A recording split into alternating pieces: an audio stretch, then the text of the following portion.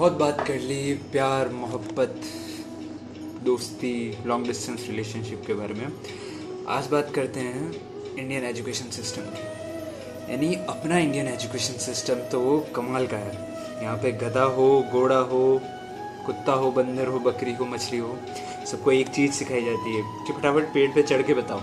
जो चढ़ गया वो चैम्पियन, जो नहीं चढ़ पाया वो लूज़र। यानी इंडियन एजुकेशन सिस्टम में सिर्फ एक चीज़ डाली गई है कि रटो, रट रट के मार्क्स लाओ, परसेंटेज नहीं लाओगे तो तुम्हारी कोई इज्जत नहीं करेगा। यार छोटे छोटे बच्चों के दिमाग में फीड कर दिया जाता है कि तुमको पढ़ के परसेंटेज लाने। पढ़ाई इंपॉर्टेंट है, मैं मानता हूँ, पर दिमाग में एक चीज़ फीड कर देना कि नहीं परसेंटेज इंपॉर्टेंट है। नहीं, पढ़ो रटो, रट के कुछ भी करके 90% 80% लाओ। क्या मतलब उस चीज़ का? लास्ट में जाना तो तुमको गवर्नमेंट जॉब के लिए है, नौकरी बन के रहना है। तो इतना पढ़ के इतना रट रट के करके उखाड़ क्या लोग? अपना इंडिया डेवलप कंट्री क्यों नहीं है? इसका एक कारण है, क्योंकि यहाँ पे गवर्नमेंट जॉब के पीछे भागने वाले लोग ज़्यादा हैं। कोई क्रिएटिव माइंड या कोई अपनी एबिलिटी दिखाए ऐसा कोई नहीं।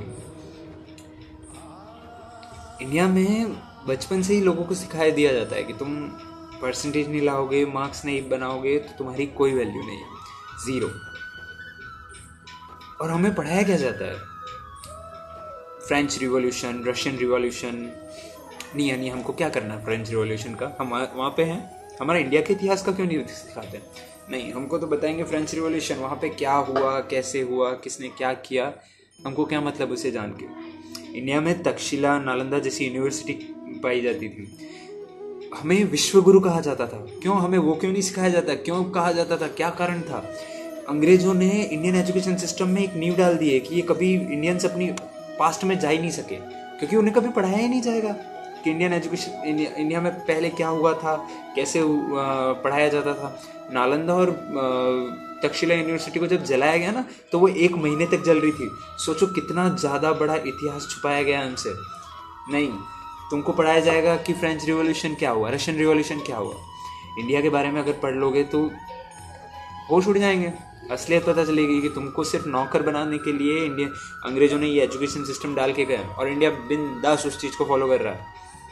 थोड़ी बहुत चेंजेस हुई है, मानता हूँ, आजकल लोग स्किल्स पे ध्यान दे रहे हैं, पर बस एक चीज़ दिमाग में फिट कर दी जाती है कि तुमको कुछ भी करके गवर्नमेंट जॉब लानी है, तुमको कुछ भी करके डॉक्टर इंजीनियर बनना है, तुमको तुम्हारी दूसरी एबिलिटी क्रिएटिव माइंड सब गया भाड़ में, उससे कोई फ़र्क नहीं पड़ता हमें। ठीक है, फिर कहाँ से डेवलप कंट्री होगी इंडिया? चाइना, जापान, रशिया, यहाँ पे लोगों को बचपन से ही उनकी एबिलिटी पे इम्प्रूव करने पे डाला जाता है। क्यों ओलंपिक्स में वो लोग आगे हैं? क्योंकि वहाँ पे बचपन से बच्चों को सिखाया जाता है कि तुम भाई जिस चीज़ में अच्छे हो उस चीज़ में जाओ ना। क्यों गवर्नमेंट जॉब के पीछे भागते हो? वहाँ हर कोई गवर्नमेंट जॉब के पीछे नहीं भागता।